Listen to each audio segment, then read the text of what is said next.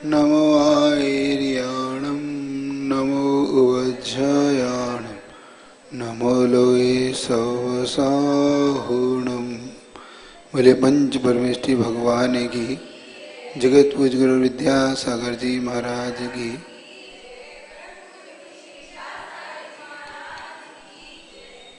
Switch off है तुम्हारा, switch off है तुम्हारा। हाँ, अब आपको विषय लेना है। कौन सा विषय लेना है? अध्याय नंबर 7। ठीक है, सलाह का पुरुष। क्या लेना है? क्या हो गया? सलाह का पुरुष वाला विषय आपको लेना है। सलाह का पुरुष का मतलब होता है जो नियम से शीघ्र ही मोक्ष जाने वाले और श्रेष्ठ पुरुषों में, महान पुरुषों में जिनकी गिनती आती है, और जो कुछ अपनी प्रसिद्धि को लिए होते हैं, उनका बल, उनका धन, उनकी आयु, उनकी ऊंचाई, कुछ ऐसे विशेषता को लिए होती है जो विशेषता संसार में कम लोगों की होती है। ऐसे पुरुष सलाह का पुरुष कहलाते हैं। इनकी संख्या उत्सर्पणी, अवसर्पणी और चतुर्थ तिथि काल में 63 होती। मतलब इनकी संख्या अपन देखें तो उत्सर्पणी से चौथा काल और अवसर्पणी में तीसरा काल। समझ में नहीं आई? समझ आ गई? उत्सर्पण में चौथा काल कैसे है? सुखमा सुखमा, सुखमा सुखमा दुखमा और दुखमा, ये होगा चौथा काल। अब इधर से चलोगे तो दुखमा दुखमा, दुखमा और दुखमा सुखमा, ये तीसरा काल। इधर से तीसरा, उधर से चौथा। अब आ गई समझे? इसलिए इन्हें उत्सर्पणी में चतुर्थ, अवसर्पणी में चतुर्थ बोला है और उत्सर्पणी में तीसरा बोला। ये इसका अर्थ ये है। तो जिनका तीसरा और चौथे काल में, इनका वर्णन इस अध्याय में विशेष तौर से आपको जानने और सुनने को मिलेगा। तो महापुरुष की क्या संज्ञा हो गई? जो शीघ्र ही मुक्ति को प्राप्त होंगे, जिनकी बल, आयु और कुछ विशेषताओं को लिए जिनका जीवन होता है, जो कुछ अन्य से हटके होते, एकदम उनका जीवन सबसे हटके होता है। मतलब जब वो जन्म लेते हैं, उनका जन्म लेना, ये सब विशेषताओं के लिए। तो किस चिलाका पुरुष का कैसा जन्म होता है, उसमें क्या विशेषता होती है बता रहे। तो उनके अगर हम नाम देखें तो टोटल अगर हम देखें तो 169 महापुरुष होते। कितने होते हैं? हाँ, जिसमें कौन कौन आ गए देखो। 24 तो तीर्थंकर, 12 चक्रवर्ती, 9 बलदेव, 9 नारायण और 9 पतिरण। इस प्रकार 63 तो सलाह का पुरुष हो गए, है ना। 24 तीर्थंकर हो गए, 12 चक्रवर्ती, 24 12 कितने हो गए? 36, और 9 बलदेव, 9 नारायण और 9 पतिरण, 9 3 27, 27 36 63। ठीक है, ये याद रखेंगे हम लोग। 63 सलाह का पुरुष कौन कौन हो गए? 24 तीर्थंकर, 12 चक्रवर्ती, 9 बलदेव, 9 नारायण और 9 प्रतिनायक। तो ये अगर हम टोटल इनकी गिनती करें तो ये 63 शिला का। अब इनमें 24 माता और 24 पिता, टोटल हो गए 48। क्यों? 24 तीर्थंकर भगवान है ना। अब 24 तीर्थंकर हो गए, 24 माता और 24 पिता, तो ये 48। और 11 रुद्र, 9 नारद, 24 कामदेव, 14 कुलकर, इनको मिलाने पर 169 हो जाते। कितने हो जाते हैं? हाँ, ये याद रखना। टोटल इनकी अगर हम संख्या देखें तो इनकी 169 संख्या है। 63 शिलाका पुरुष है और शेष महापुरुष। तो इन दोनों को मिला लोगे तो महापुरुषों की संख्या 169 हो जाती। ये याद रखना, ठीक है। चलिए, अब इनमें किसकी क्या विशेषता है इसको आप देखिएगा, क्योंकि ये सब विशेष विशेष कुछ पुण्य को लेके आते हैं। कुछ इनमें से मुनि होते हैं, कुछ यहां से बंद करके जाते हैं तो वहां जाकर देव होके पुनः लौटते हैं। तो किस जीव का कैसा पुण्य होता है देखना। इसलिए पढ़ा रहा हूं आपको ताकि इन 63 शिलाका पुरुषों के बारे में आप अच्छी तरह से जान लो कि ये कैसे इनका जीवन होता है और इनका जीवन कैसे सामान्य मनुष्य विशेष बन जाता है। क्योंकि अपन सामान्य मनुष्य है, अपना जीवन सामान्य है, लेकिन इनका जीवन विशेषता कैसे आती है इनके अंदर, इनकी विशेषताओं से इनका जीवन बदलता कैसे है। कोई अपने एक बात समझ लेना, किसी भी प्रकार से आपके यहां पर कोई भगवान का अवतार ऊपर से नहीं होता है ना। अपने यहां तो ये धरती पर भगवान बनता है, प्रक्रिया से गुजरता है तो भगवान बनता है। ऐसे ही शिलाका पुरुष भी कैसे बनते हैं, तो कोई ऊपर से उतरता नहीं है कि कोई कहां से भेज देता और वो बन जाता, क्योंकि अपने यहां भगवान का अंश नहीं माना है। भगवान के वंश के तो हैं हम, भगवान के अंश नहीं है हम लोग। भगवान जैसे बनने की हमें क्षमता है। इसलिए तो कभी भी तीर्थंकर से कभी नहीं मिलते, मतलब तीर्थंकर कभी मिलना नहीं होता। मतलब एक तीर्थंकर दूसरे तीर्थंकर को नहीं देखते। जैसे विदेह में भी 160 तीर्थंकर होते हैं, क्योंकि विदेह की 32 नगरियां होती हैं और 5 विदेह हैं। 5 विदेह में 32 का गुणा तो कितने हो गए? 160। बोलो जल्दी से, 5 से बस 32 का गुणा करो 5 से, तो कितने हो गए? 100। तो 160 तीर्थंकर होने पर भी एक दूसरे से वो मिलते नहीं। मान लो भरत और ऐरावत में तो वही एक ही होते हैं, क्योंकि एक होते हैं, फिर एक का मोक्ष होता है, फिर उसके कुछ बाद दूसरे होते हैं ऐसा। लेकिन विदेह में तो शाश्वत तीर्थंकर बने रहते। शाश्वत बने रहने पर भी जो एक दूसरे से मिलते नहीं, क्योंकि उनकी नगरियां सारी व्यवस्थाएं भिन्न भिन्न हो जाती। तो यहां तो तीर्थंकर का तीर्थंकर, चक्रवर्ती का चक्रवर्ती और बलभद्र का बलभद्र, नारायण का नारायण और पतिनारायण का पतिनारायण से मिलाप नहीं होता। ऐसे चक्रवर्ती भी दूसरे चक्रवर्ती से नहीं मिलता, भले ही वो रिद्धि उनके मतलब उनके पास कुछ रिद्धियां हो, उन पर कुछ ऐसे 14 निधि होते ना, 9 निधियां 14 रत्न, तो ये जो होने पर भी एक दूसरे से मिलते नहीं। ये जा तो सकते हैं विदेह तक, विदेह में भी जा सकते हैं अपनी उस निधियों के माध्यम से, क्योंकि विद्याधर होते हैं। तो विद्याधर मान लो अब रावण था, अब रावण विद्याधर था तो अपनी विद्या के माध्यम से कहीं भी जा सकते हैं। तो विद्याओं के माध्यम से 2.5 दीप में कहीं भी जा सकते हैं, लेकिन फिर भी एक दूसरे से मिलते नहीं। मात्र इनको ध्वजा देखती है, एक दूसरे की ध्वजा देख सकते हैं। जैसे अपन ने जब हरिवंश पुराण में आपने पढ़ा होगा, जब नारायण कृष्ण का जब उनकी पत्नी को हरण करके ले जाते हैं, है ना, जब उनकी रुक्मिणी को शायद रुक्मिणी का हरण करके विदेह ले जाता है, क्योंकि नारद से अप्रसन्न हो जाते हैं, उससे नारद का सम्मान नहीं करती, एकदम अचानक वो डर जाती, तो कहती ठीक है मैं बताता हूँ। और फिर नारद उसका चित्र बना के किसी दूसरे पति नारायण के विदेह में रखाता है और उसे हरण करवा देता है। जब हरण हो जाता है तो जब उन्हें लेने के लिए पता पड़ता है, खोजबीन होती है, तब उनका खोजबीन करके पता पड़ता है तो वो लेने जाते हैं। जब वो लेने जाते हैं तब वो उसको लेके आते हैं इधर। जब नारायण उनको देखता है कि कौन आया, तो वो एक दूसरे से मिलते नहीं, ध्वजा को देख के अलग अलग हो जाते कि वो भी कहीं विदेह का है, ये भरत क्षेत्र का, ऐसे। तो यहाँ पर इनका आपस में बलभद्र बलभद्र से, नारायण से, पतिनारायण से नहीं मिलते।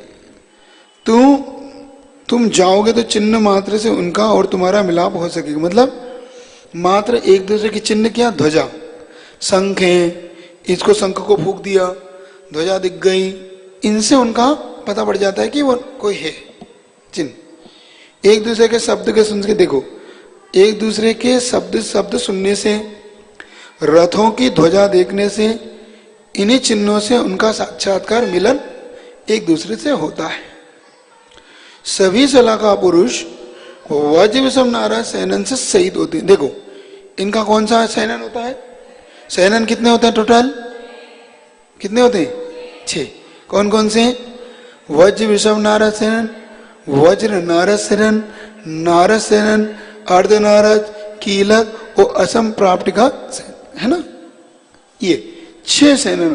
तो इनका सेनन कौन सा आता है? वज्र वृषभ नारद। तो वज्र का मतलब हुआ वज्र के समान इनकी वृषभ नारद, मतलब जिनका बंधन हड्डी और कील तीनों ही जिनकी वज्र की हो, वज्र का ही वृषभ हो, वज्र का ही नारद हो, है ना? इस प्रकार से तो वज्र वृषभ नारद सेनन वाले होते हैं। इसीलिए हनुमान वगैरह जो शिला का पुरुष थे, अब ये गिरे नहीं, ये महापुरुष थे, कामदेव थे, तो ये गिरे तो वो शिला चूर चूर हो गई। अब शिला चूर चूर हो गई इसलिए उनका नाम श्रीशैल पड़ा, है ना? तो उनके अंदर कौन सा था? वज्र वृषभ नारद सेनन के कारण उन्हें चोट नहीं आई। ये ध्यान रखना, क्यों चोट नहीं आई? तो इस कारण से। अब सभी सला का पुरुष वज्र वृषभ नारद सहित है। अब इनकी आभा यानी शरीर का वर्ण कैसा होता है?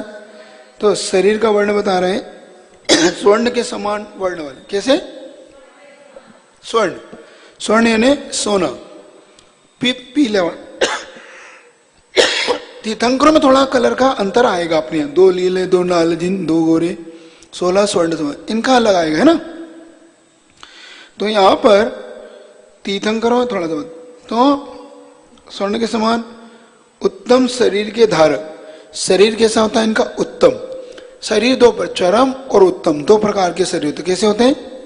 चरमोत्तम। तो उत्तम का मतलब हुआ जिनका शरीर सर्वांग सुंदर हो, जिसमें कोई कमी नहीं हो।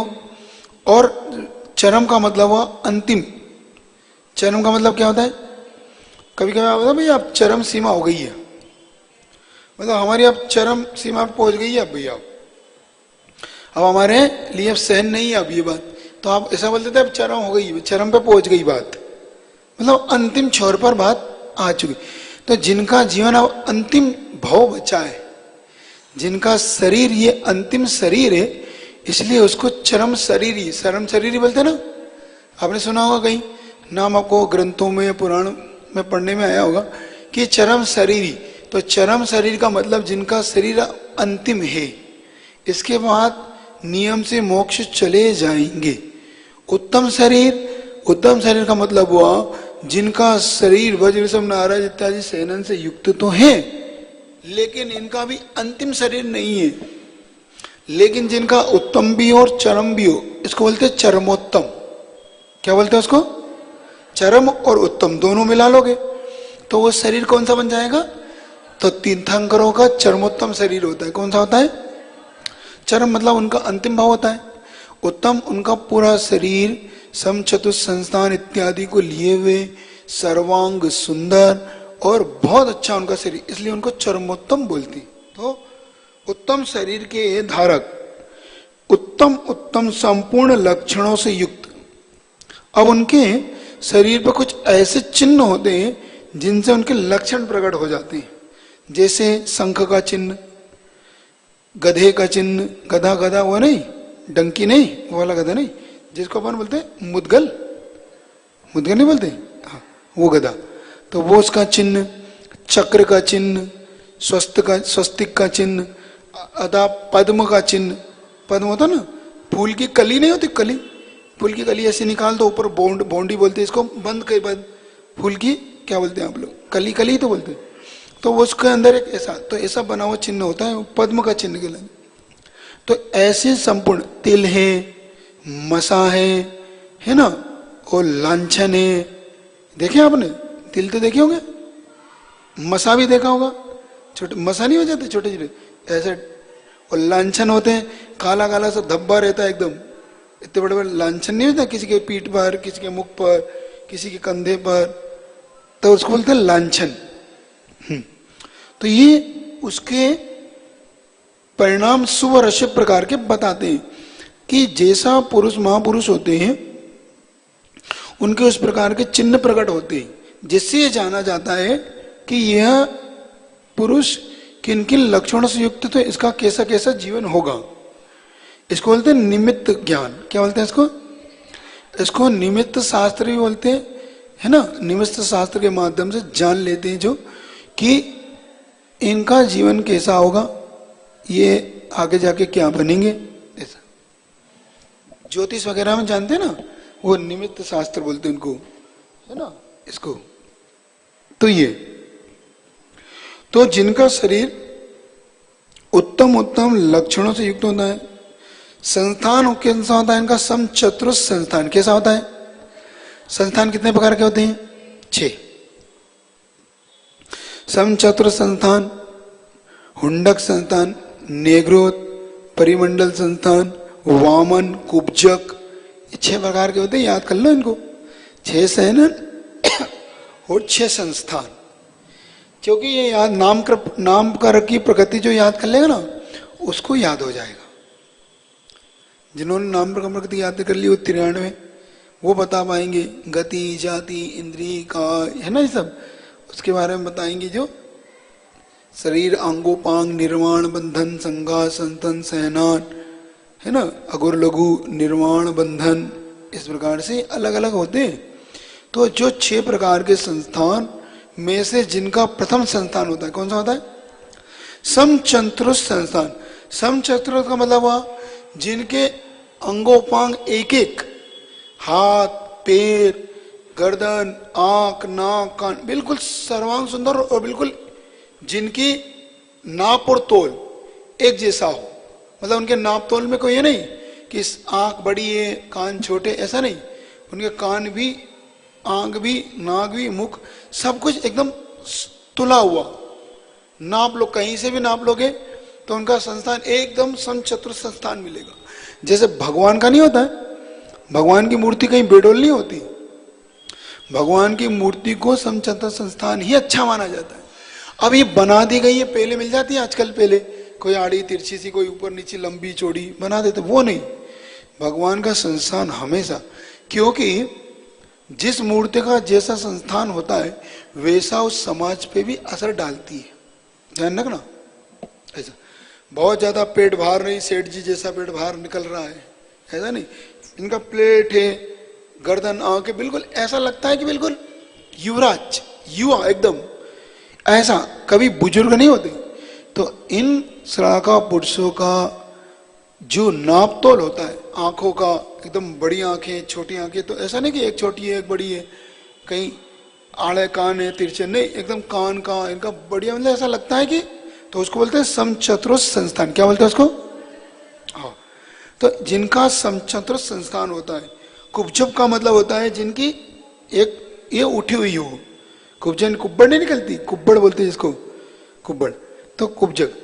और नेग्रियोत परिमंडल का मतलब होता है जो ऊपर से मोटा नीचे से पतला, और एक होता है नीचे से मोटा ऊपर से पतला, है ना।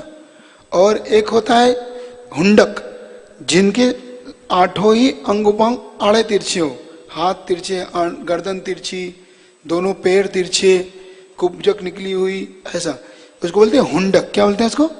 अभी याद रखना आप लोग, ताकि आपको याद रहे। प्रथम जिन सरस्वती के जो प्रथम भाग है उसमें अपन ने पढ़ा है, आपको याद नहीं होगा, पढ़े? तो 6 संस्थान भी दिए और 6 सैनन भी दिए। तो कभी उसको हो सके तो अपने साथ रख के पढ़ लेना, ताकि आपको इसमें आ जाएगा, ठीक है। तो अब और विशेषता क्या है इनकी? तीर्थंकर, चक्रवर्ती, बलदेव, नारायण और कामदेव, इनकी दाढ़ी मूछ नहीं होती। क्या नहीं होती? मतलब इनका चेहरा हमेशा बालों से रहित होता है। सिर्फ सिर के बाल अच्छे सुंदर घुंघरालू बाल होते हैं इनके, जिनको देखकर सुंदरता उनकी प्रकट होती है कि ये कितने सुंदर होंगे। इस प्रकार से जिनकी सुंदरता से प्रकट होता है कि ये कितने सुंदर है। और इनकी सुंदरता, क्योंकि दाढ़ी मूछ आ जाती है तो थोड़ा सा सुंदरता दब जाती है, और बिना दाढ़ी मूछ के उनका चेहरा खिलता है एकदम, कहते ना चेहरे का तेज दिखता है। तो इनका चेहरा इसलिए, और हमेशा ये युवा दिखते हैं। कैसे दिखते हैं?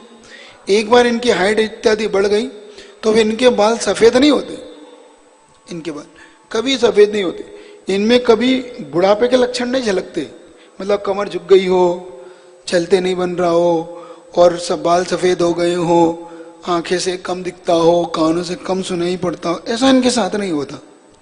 ये सलाका पुरुष अपने आप, एक बार इनका जो संस्थान आ गया, इनकी हाइट वगैरह एक आ गई, बस उतनी ही जीवन पर्यंत बनी रहती है, कभी नहीं लगेगा कि ये बूढ़े हो गए। आयु तो निकलती, आयु तो बढ़ती चली जाए, लेकिन बूढ़े नहीं होते। इस प्रकार से ये। अब तीर्थंकरों की क्या विशेषता है, इसको देखो। तीर्थंकर द्वारा संसार सागर से पार होते वह तीर्थ है। देखो, जिसके द्वारा भव्य जीव संसार से पार होते हैं उसे क्या बोलते हैं, तीर्थ। तो अपन किनके तीर्थ में अभी, भगवान महावीर का तीर्थ है ये, है ना। इसलिए याद रखना, तीर्थ क्षेत्र बोलते हैं ना, तीर्यति तीर्थ, जो तिराता हो, किससे, संसार समुद्र से।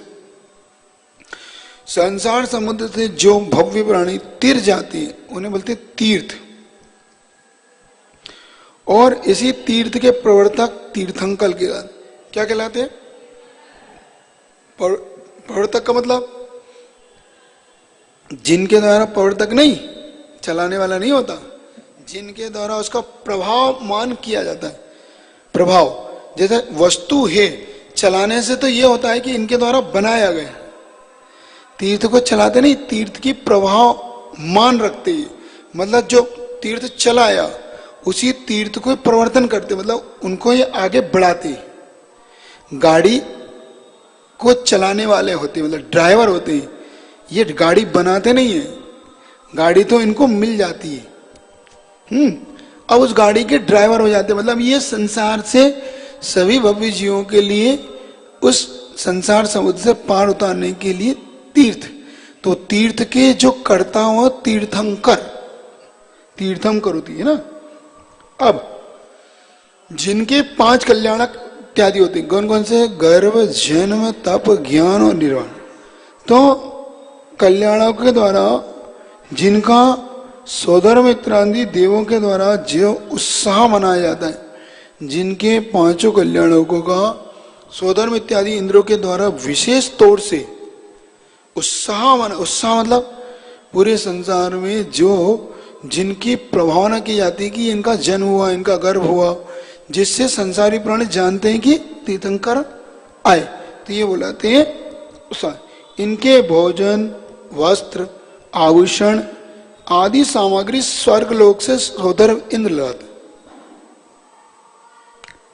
तो तीर्थंकरों के भी चक्रवर्ती बलदेव, नारायण, कामदेव, इनका, तो इसमें से तीर्थंकर की चीजें कहां से आती है, ध्यान रखना।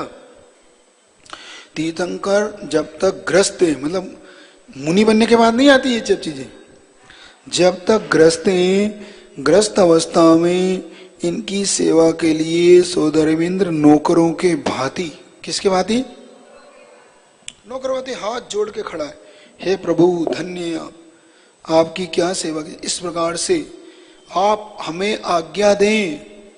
क्या कहता है वो, आज्ञा दें, मैं क्या कर सकता हूं आपके लिए, जो स्वर्ग का इंद्र, असंख्यात इंद्रों का स्वामी,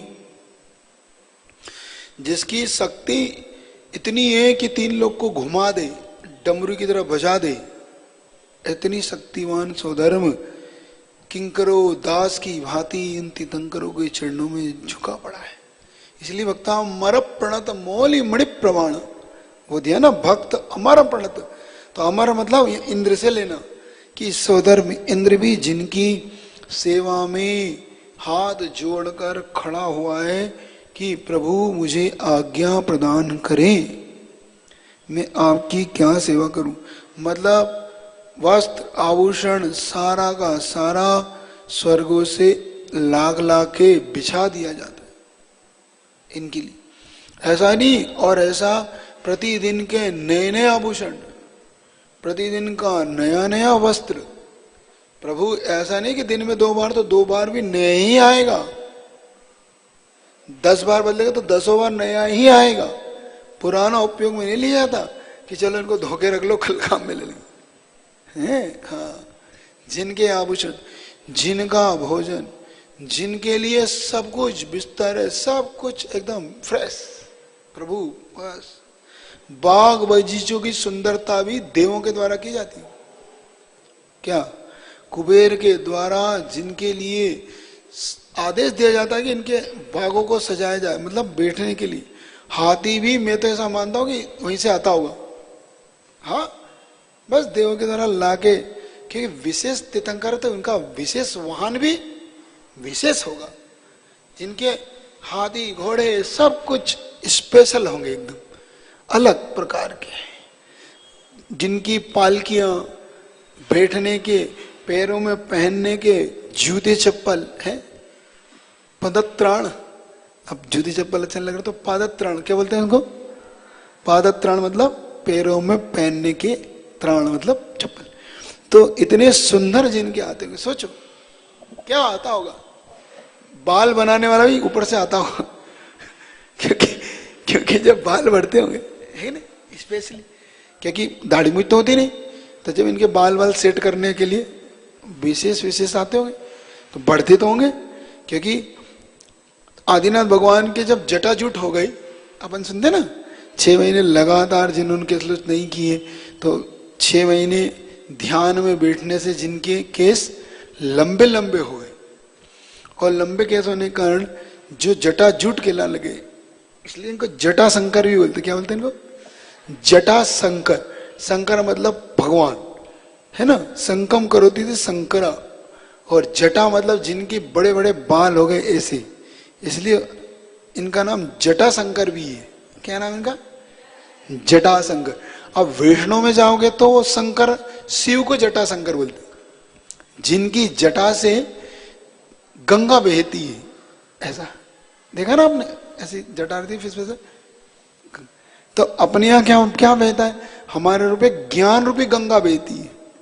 जिनके जटा से ज्ञान रूपी गंगा, मतलब जिनके मुख से दिव्य ध्वनि खिरती है, ऐसा ज्ञान रूपी गंगा प्रभावान होती।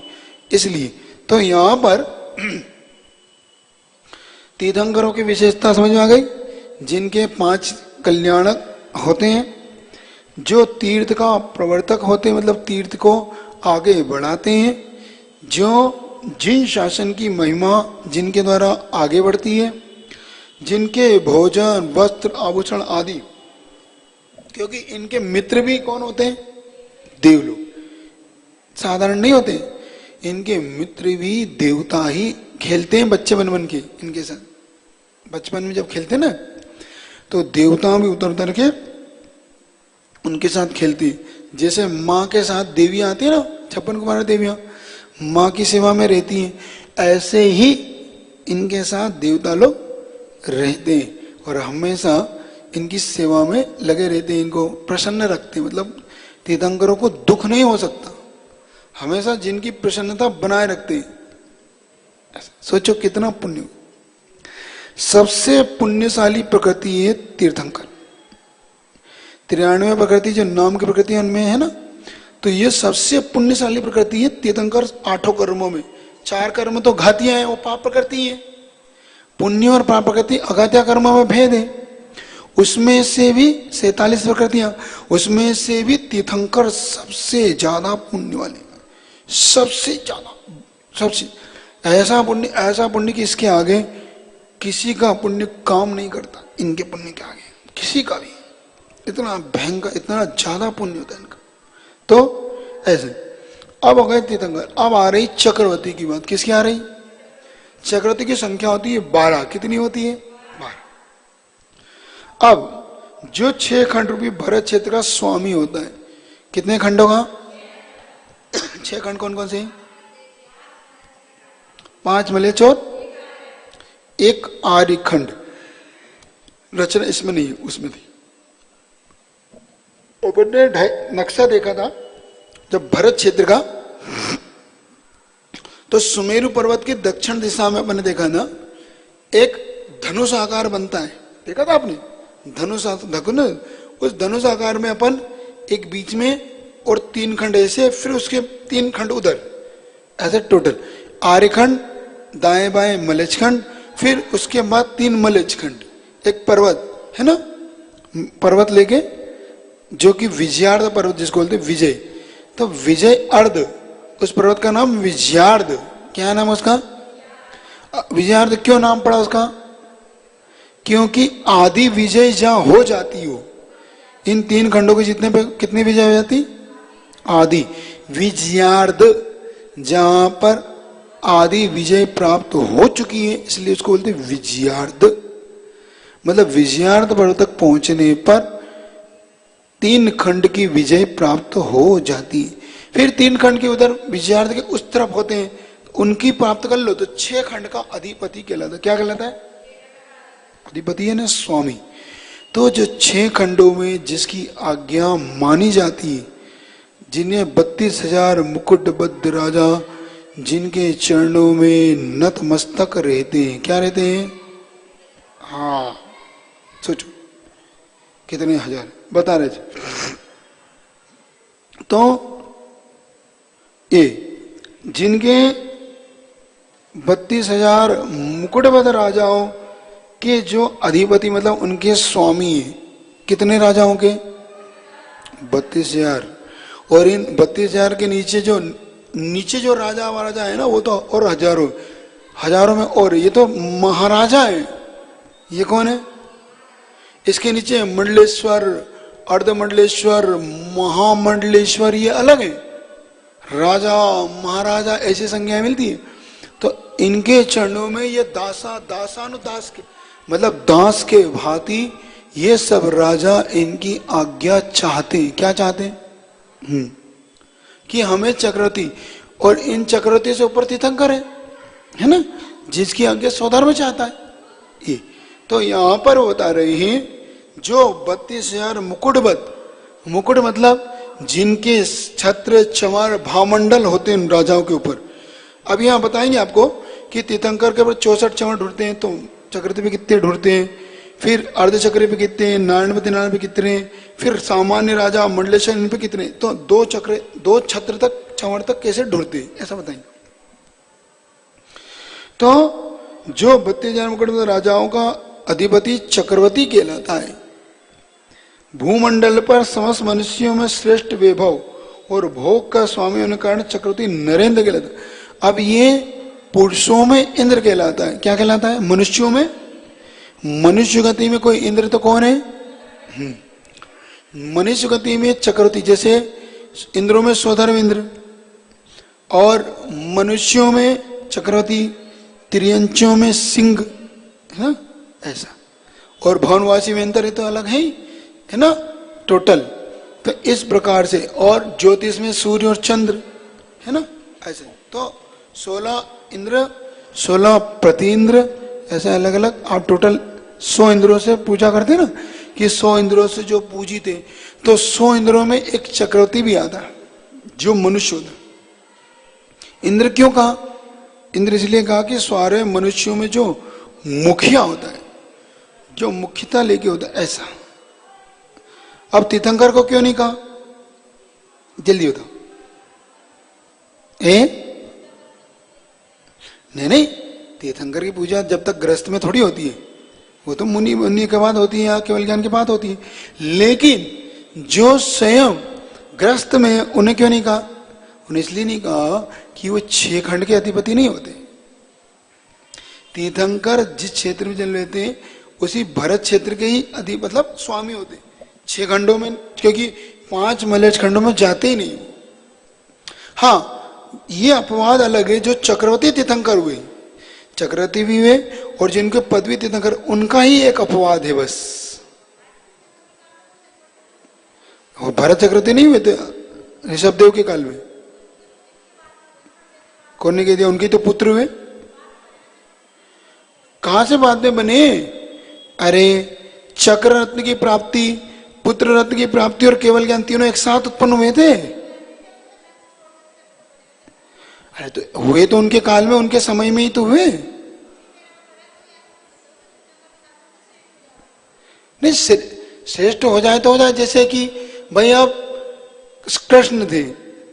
अब कृष्ण इधर तीर्थंकर है और कृष्ण इधर नेमिनाथ भगवान तीर्थंकर है, उनके सभा में विराजमान है, और इधर कृष्ण अधिपति नहीं बन गए, 3 खंड के बन गए, क्या हो गए?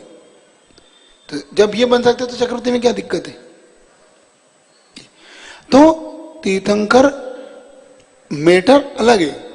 तो तीर्थंकर के समय क्या बात है, तीर्थंकर बन भी जाएंगे तो तीर्थंकर की चक्रवर्ती इनके चरणों में झुकेगा। अब रही बात कि भाई अब चक्रवर्ती का फिर मान खंडित होगा, मान लो झुकेगा, तो फिर उनको मुनि बनने के बाद आएगा, ऐसा करो ऐसा। जैसे कि अब मान लो कि नारायण थे कृष्ण, तो कृष्ण की सभा में बैठते तो ये भी थे, जो कि वहां वर्णन आता ना, भाई उन्होंने उंगली पे ऐसा उठा दिया, अंगूठा नहीं हिला पाए।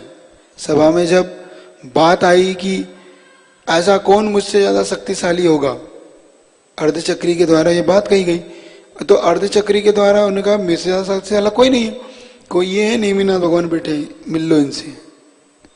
अच्छा, तो नेमिनाथ भगवान ने कहा ठीक है भाई, अगर इतनी शक्तिमान हो तो मेरे पैर का अंगूठा मोड़ के दिखाओ। तो पैर का अंगूठा तो मोड़ना दूर रहा, तो उनके भाई ठीक है कोई बात नहीं है, सबसे छोटी इंग्लिश बताओ, इसको टेढ़ी कर दो, तिरछी कर दो। उसको करने गए तो उन्होंने ऐसा उठा दिया, लो टांग दिया, अब कर लो टेढ़ी। तो ये इतने शक्तिशाली है, उनकी सभा में विराजमान है, तो पता पड़ता है कि तीर्थंकरों का बल अलग ही होता है ऐसा। तो जिनके द्वारा नरेंद्र अब चक्रवर्ती तो श्रेष्ठ वे हो, तो इन्हें नरेंद्र भी कहते। अब याद रखना, मनुष्यों में कौन नरेंद्र कहलाता है? चक्रवर्ती। पूर्व जन्मों में की गई तपस्या के फलस्वरूप चक्रवर्ती को आयुशाला में छत्र रत्न प्रकट होता है। अब इसको क्यों होता है? पूर्व भव में ये मुनि रहते, क्या रहते हैं? मुनि। अब ये 2 प्रकार से होता है, एक तो निदान बंध के माध्यम से भी पद मिलता है ये, और बिना निदान के भी मिलता है ये। मान लो कोई मुनि महाराज थे, अब मोक्ष नहीं जा पाए, नहीं जाने का मतलब अब वो उनकी शुक्ल ध्यान में नहीं प्रवेश किया, तो छपक श्रेणी नहीं चढ़ पाए। अब छपक श्रेणी नहीं चढ़ पाए, आयु कर्म समाप्त हो गया, मरण हो गया। मान लो सर्वार सिद्धि इत्यादि या ऊपर वैमानिक देव बन गए, तो बाद में उन्हें उनके पुण्य शेष से चक्रवर्ती पद मिल गया, तो चक्रवर्ती के पद मिलने पर चक्रवर्ती बन गए। तो ऐसा भी हो सकता है। और निदान बंध से मान लो कोई मुनि महाराज थे, बहुत अच्छी साधना कर रहे थे, और उन्होंने किसी चक्रवर्ती की विभूति को देखा, विभूति उनकी दिखी उन्हें भाई, उनका धन वैभव, तो धन वैभव देख के उन्होंने निदान कर लिया, काश में भी ऐसा बन जाऊं। तो ध्यान रखो, किसी को देखकर मत ललचाओ, है ना। कभी कभी पुण्यात्मा भी भटक जाते, कैसे? ओहो, उन मिथ्या दृष्टि पापियों को देखकर भटक जाते हैं कई बार। उनका कैसे 50-100 नौकर चल रहे, उनके साथ 10-20 गाड़ियां चल रही, बहुत बड़ा बंगला है, बहुत बड़ी फैक्ट्रियां हैं उनकी, आगे पीछे नेता लोग सलाम ठोक रहे हैं, पुलिस वाले, तो ऐसा लगता है काश हम भी हो समझे। ऐसा कहते मान लो तुम्हारा पुण्य निदान बंध में बदल गया तो क्या होगा? निदान का फल क्या है बाद में? नरक। क्या है? हाँ। तो कुछ चक्रवर्ती निदान बंध से भी होते हैं, कुछ चक्रवर्ती पूर्व जन्म के पुण्य से भी होते हैं। तो कितने चक्रवर्ती अपने यहाँ इस 24 में कितने चक्रवर्ती निदान बंध से बने हैं? 2, शुभोम और ब्रह्मदत्त, 2 चक्रवर्ती निदान बंध से बने। पूर्व को इनका इतिहास पढ़ोगे तो 10 चक्रवर्ती मुनि तो थे, निदान नहीं किया। इसमें कितने मोक्ष गए? 12 में से हैं 8 मोक्ष गए। कितने नरक गए? मोक्ष और स्वर्ग कितने गए? 2, तो टोटल 12। तो 8 मोक्ष गए, 2 नरक गए और 2 स्वर्ग, इस प्रकार से। तो पूर्व जन्म में की गई तपस्या के फलस्वरूप चक्रवर्ती आज ध्यान रहे, चक्र रत्न प्रकट होने पर चक्रवर्ती चक्ररत्न की पूजा नहीं बल्कि जिनेन्द्र भगवान की पूजा कर चक्रवर्ती दिग्विजय के लिए निकलता है। अब कई लोगों के ब्रह्म में ये भ्रम है कि जैसे ही चक्ररत्न प्रकट होता है तो चक्रवर्ती उस चक्र की पूजा करने के लिए आयुषशाला में जाता, चक्ररत्न की पूजा करने नहीं जाता, मात्र शेषाक्षत छेद के उसका मंगल करता है। क्या करता है? मतलब उसको वो अपना लेता है। जैसे आपके घर गाड़ी आई, तो आपके घर गाड़ी आई, कोई मतलब शोरूम से आपने आपसे उसकी भाई आपने लिखवा दी थी, अब वह गाड़ी वाले ने कहा भाई आपकी गाड़ी आ गई है तो आपके घर ही भेज रहे हैं, भेज दो। गाड़ी आपके घर आई तो आप क्या करते हो? उसको चाबी ले लेते हो, आपकी गाड़ी हो गई कि नहीं? ऐसे ही चक्रवर्ती के यहाँ चक्ररत्न प्रकट हुआ, तो क्या करा उसने ले लिया, स्वीकार कर लिया। स्वीकार करते ही अब चक्ररत्न किसका हो गया? अब उसकी आज्ञा में हो गया। मतलब चक्रवर्ती के जाने पर चक्रवर्ती के जितने भी वहां पे जो देवता, क्योंकि इन चक्ररत्न की भी कई हजार देवता सेवा करते हैं, इस चक्र की भी, उस चक्र की रक्षा के लिए आयुषशाला इत्यादि वो, तो जब वो पहुंचते हैं तो देवता उसको अपने आप ही शांत हो जाते हैं। आपने कई बार पढ़ा होगा कि जैसे नागसैया बताते हैं, है ना, तीर्थंकर इनकी नारायणपति नारायण की शंख है, नागसैया है, चक्र है, तो वहां जैसे को पहुंचता है तो सर्प जैसे लपलपाते रहते हैं। पढ़ा ना आपने पुराण ग्रंथ में? नहीं पढ़ा? पढ़ना आप तो है क्या जी? कहां पे? इसमें पुराण ग्रंथ में बताते हैं ना, आप पढ़ोगे तो उसमें जब नेमिनाथ भगवान वहां पर पहुंचे तो बड़े बड़े सर्प उस सैया, उस जो बैठने की उनकी वो थी सैया, उस पर बड़े बड़े सर्प ऐसे फन फैलाए हुए डसने को तैयार थे, लेकिन जैसे निवेदकों ने चरण रखा सब शांत हो गए अपने आप सेवा में। तो वो और कुछ नहीं है, देवों की विक्रिया है, डराने के लिए कि कोई इसको दूसरा हाथ ना लगा दे, ये क्योंकि उसकी रक्षा के लिए नियुक्त होते हैं। क्या होते हैं? हाँ, इस प्रकार। तो संसारी गाड़ी, हाँ नहीं, जब चक्ररत्न की पूजा नहीं, इसीलिए तो लिखा कि चक्ररत्न की पूजा नहीं तो गाड़ी की पूजा कैसे होगी? गाड़ी कौन सा भगवान है? कौन सा नव देवता है? गाड़ी अरंते सिद्धे आचार उपाध्याय साधु परमिष्टि, कौन सा परमिष्टि? संगण। मांगलिक करना अलग बात और उससे पूजा करना अलग बात। मांगलिक कैसे किया जाता है? भाई आपने केसर से छींटे मार दिए, स्वस्तिक बना दिया, कुछ बना दिया, मंगल चिन्ह बना दिया, ये मंगल चिन्ह अलग बात है, लेकिन पूजा करना अलग बात है। पूजा तो अष्टद्रव्य से होती है। अब जैसे देखो, ऐसे पूजा शब्द का अर्थ होता है सत्कार। क्या होता है? मान लो जब राजा श्रेयांश के द्वारा आरदान दिया गया तो भरत चक्रवर्ती ने उनकी पूजा की, ऐसा शब्द आता है आदिनाथ पुराण में, आपको शब्द मिलेगा कि जब राजा श्रेयांश के द्वारा तीर्थंकर भगवान आदिनाथ की पालना कराई गई, प्रथम आहार दिया गया, तो उनकी पालना कराने के बाद भरत चक्रवर्ती के द्वारा उनकी पूजा की गई। तो पूजा का मतलब वहां क्या है? सत्कार, उनका सम्मान किया गया। उनको अब दान तीर्थ प्रवर्तक की घोषणा किया गई, दान तीर्थ कि इनके द्वारा दान तीर्थ चलाया गया। तो उनका सम्मान कैसे? मुकुट बांधकर, उनके गले में हार माला पहनाकर, हार मतलब रत्नों की रत्न हार, और एक उनका वो आता है फटका जैसा, और उनके लिए अब उपाधि दी गई कि धन्य है आप, ये उनकी पूजा है। तो पूजा का मतलब यहाँ कतई ये मत बनाओ कि पूजा का मतलब अष्टद्रव्य। तो अगर गाड़ी के लिए आप कह रहे हैं तो गाड़ी की कोई पूजा नहीं होती, ना कोई घर की पूजा होती है, मतलब किसी भी ऐसे सांसारिक वस्तु की पूजा नहीं है। पूजा सिर्फ पंच परमेष्टि की होती है। किसकी होती है? तो उन पंच परमेष्टि की पूजा करना चाहिए, ना कि गाड़ी इत्यादि की। कभी नहीं करो, ये सब मिथ्या है। कोई करता है तो हाँ, मंगल चिन्ह प्रकट करना है, क्योंकि ये हमारे जीवन में मांगलिक हो, इससे हम तीर्थ यात्रा कर सकें, गुरु दर्शन के लिए जा सके, ये भावना। क्या करना? हाँ, ये भावना नहीं करना कि इससे हम घूमने जाएं, हाँ, एक मैं ध्यान रखा, उसके लिए कभी आपके लिए आशीर्वाद नहीं मिलेगा। किसी की ने पूछा कि महाराज आप हम नई गाड़ी लाए, आप आशीर्वाद दे दीजिए। हमने कहा हम नहीं देते भैया आशीर्वाद से, तुम्हारी गाड़ी से हम क्यों दें आशीर्वाद। एक व्यक्ति लाया, उसको हमने दे दिया, तो वो कहने लगा महाराज आप तो भेदभाव करते हो।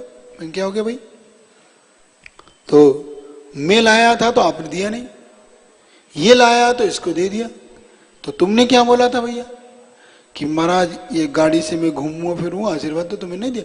इसने बोला महाराज तीर्थ यात्रा के लिए लाया हो, तो हाँ ठीक है भाई तीर्थ यात्रा करो, क्या मना कर रहा हूं भाई। तीर्थ यात्रा के लिए महाराज आशीर्वाद दो, तो तीर्थ यात्रा के आशीर्वाद दो कि नहीं दो, करो तीर्थ यात्रा भाई, मैं क्या। लेकिन तुमको मैं पिक्चर देखने जाऊं तो मैं क्यों दूं तुम्हारी पिक्चर के लिए आशीर्वाद। तो मैंने भेदभाव नहीं किया, तुमने बात को ऐसे रखा तो ऐसा अपने आप भेद होगी। मैं तुम्हारे पाप के लिए आशीर्वाद क्यों दूं, ठीक है ना।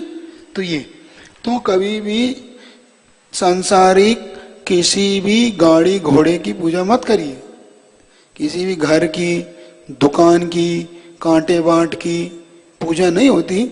मात्र मंगल चिन्ह करना एक अलग बात है ना, मंगल मनना एक अलग बात है। तो ये नहीं करना, ये मिथ्या क्रियाओं में नहीं पड़ना। कह रहे थे काला धागा बांध सकते कि नहीं, तो काला धागा क्यों बांधते हैं, नहीं तो काली गाड़ी ले आओ। अब काली गाड़ी लाओगे तो क्या नजर लगेगी, काला धागे की जरूरत ही नहीं। क्या लगाते, नींबू मिर्ची दुकान पर टांगते हैं। देखो ये, अब इसको एक समझो, अब इसे 4:30 हो गई फिर भी कोई बात। ये एक प्रकार का बीजू का होता है ना, बीजू का देखा आपने, नहीं देखा। बीजू का आपने देखो खेत में होता है, दो हाथ निकले रहते, एक मटकी रखी रहती काली, और उसके पैंट शर्ट सब पहना देते हैं, उसको बोलते हैं बीजू का। क्या बोलते हैं बीजू का। बीजू का क्यों बनाया जाता है,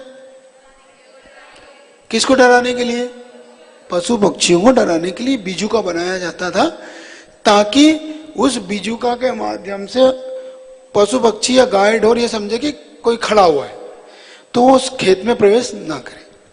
तो ये जो निजर वजर है ना, जो मिर्ची नींबू टांगते हो, एक वो मुंह से जीवान निकला हुआ और ऐसा बना हुआ, और काली मटकी सी टांग देते हो, क्या बोलते हो उसको, कालो कौवा जो भी बोलते हो। तो जो ये टांग देते हो, ये और कुछ नहीं है, उस बुरी दृष्टि, मतलब ये लोग जो बुरा भला बोलते हैं तो उनकी हाय नहीं बोलते, हाय लग गई, अपने यहाँ बोलते संप्रेषण। क्या बोलते हैं, संप्रेषण, बुरी भावनाएं जिसको अपन बोलते हैं, क्या बोलते हैं, बुरी भावनाएं। तो ये लोग उसको नजर बोलते हैं, अपन लोग बुरी भावनाएं बोलते हैं, क्योंकि बुरी भावनाओं का और अच्छी भावनाओं का प्रभाव जरूर पड़ता है। एक होती है रेकी पद्धति, रेकी पद्धति देखी, रेकी पद्धति होती है जिसमें सामने वालों के प्रति भावनाएं दी जाती हैं। जैसे अभी प्रमाण सार जी के द्वारा भावना योग कराया जाता है, देखा आपने कभी भावना योग।